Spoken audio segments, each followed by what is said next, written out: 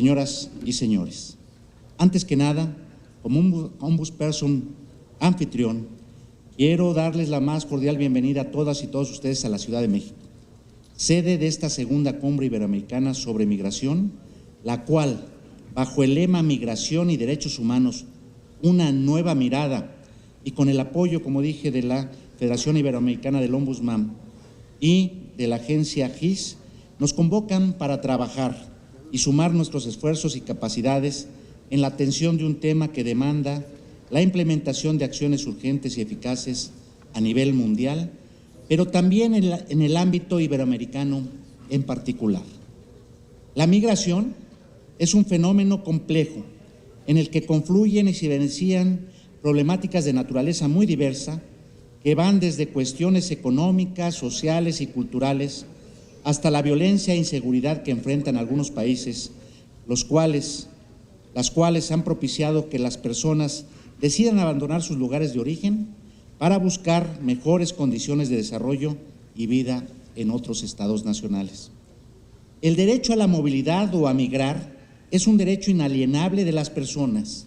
cuyo ejercicio se expresa en los flujos migratorios, los cuales se deben entender y dimensionar adecuadamente si aspiramos a diseñar políticas públicas e implementar acciones que tengan una incidencia real sobre los mismos. Los flujos migratorios no se podrán detener con leyes que pretendan prohibirlos o criminalicen a los migrantes. Tampoco se podrán evitar con muros u otras estructuras que busquen aislar a los estados y a las personas. Por el contrario, requerimos coordinación entre países de origen, tránsito y destino para establecer políticas comunes que logren una gestión más segura y eficaz de los flujos migratorios, siempre bajo un perfil humanitario. Es preciso reconocer que la migración, antes de ser un tema de seguridad interna o nacional de los países, es un tema vinculado a sus agendas sociales, económicas y culturales, razón por la cual no puede entenderse ni atenderse si no es partiendo de este enfoque. En el continente americano, el fenómeno migratorio se ha modificado en cuanto a sus dinámicas y actores, desde luego en estos últimos años. Si bien el objetivo último de la mayoría de los migrantes que sigue siendo entrar a los Estados Unidos de América, ya no son primordialmente personas originarias de naciones latinoamericanas las que migran. A los flujos crecientes de personas provenientes de Haití o Cuba se sumaron, por ejemplo, los que son originarios de países africanos, lo cual además ha empezado a influenciar la cultura y dinámicas sociales de los países de la región. La migración no solo implica movimiento de personas, las ideas, tradiciones e identidades también migran y generan transformaciones. La interculturalidad es un reto que no podemos dejar de lado y que también involucra el ámbito de los derechos humanos. Según cifras oficiales de la Autoridad Migratoria Mexicana, en los últimos 12 meses ingresaron a este territorio aproximadamente 25,000 nacionales de África y Haití, en tanto que 11,000 cubanos en los 2 anteriores años cruzaron México para solicitar a las autoridades norteamericanas el estatus de residencia al solo pisar aquel país, bajo el beneficio de la ahora ya derogada ley conocida como pies secos, pies mojados. No puede dejar de mencionarse las más de 200,000 personas provenientes principalmente de Guatemala, El Salvador y Honduras, que anualmente también transitan por territorio mexicano. A todos ellos debemos de garantizarles el respeto a su dignidad y el ejercicio pleno de sus derechos humanos. El hecho de que una persona se encuentre en contexto de migración ubica a la misma en una condición de vulnerabilidad,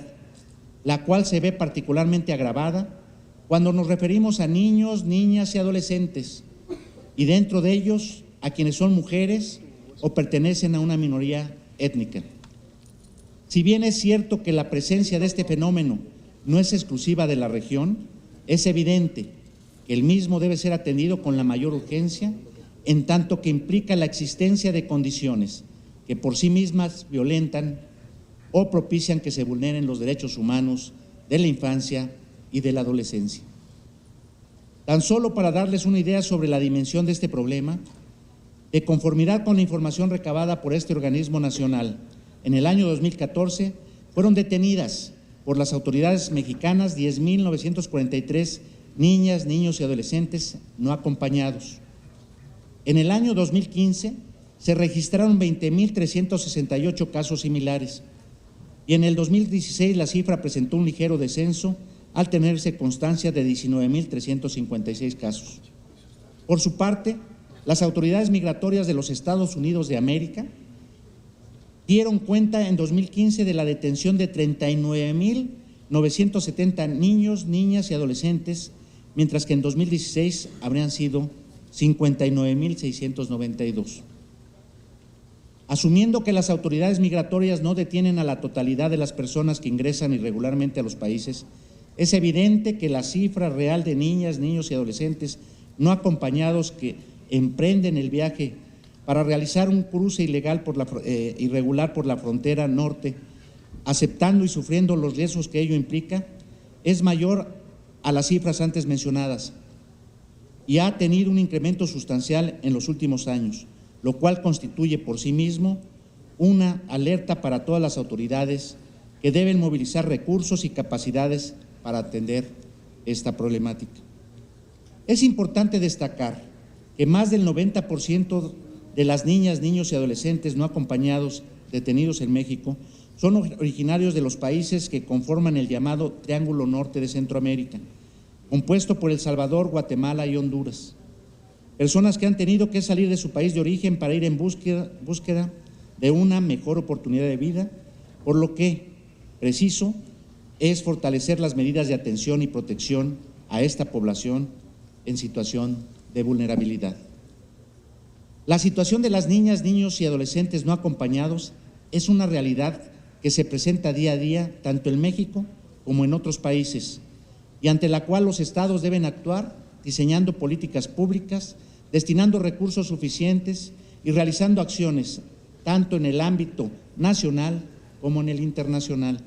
que incidan en esta problemática y atiendan no solamente sus manifestaciones externas, sino las causas que la originan. Desafortunadamente en nuestro país, en nuestro continente,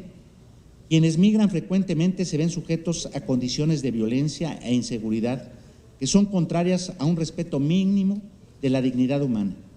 La falta de registros o controles sobre las personas que migran, sumada a la carencia de papeles de identificación en la mayoría de los casos, ocasiona que se vuelvan particularmente vulnerables a ataques o agresiones en su contra. Si como consecuencia de estos hechos pierden la vida, difícilmente pueden ser identificados y sus familiares contactados. De igual forma, si sufren algún accidente o enfermedad, se dificulta que puedan recibir la atención médica que requieran al no poderse determinar, en algunos casos, cuestiones tan básicas como la identidad de la persona.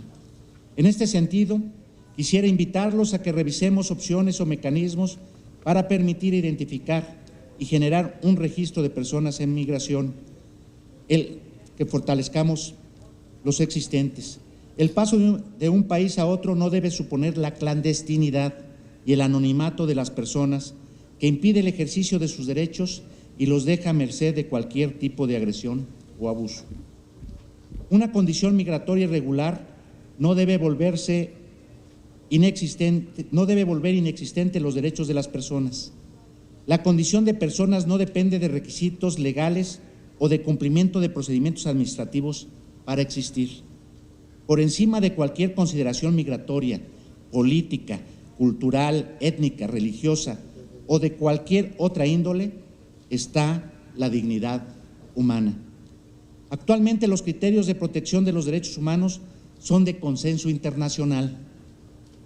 y de alcance universal, lo cual no excluye o exceptúa a las personas en contexto de migración. Los países pueden abstraerse o desconocer estos principios.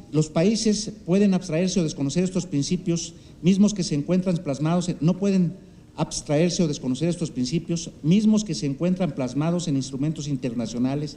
tales como la insigne Declaración Universal de los Derechos Humanos de 1948 o la reciente y muy celebrada Declaración de Nueva York sobre Refugio y Migración de 2016, que reconoce a los derechos humanos de las personas migrantes como una responsabilidad compartida y global. Las políticas migratorias de cada país deben ser acordes a lo previsto por el derecho nacional e internacional aplicable, además de preservar el respeto y vigencia de los derechos humanos.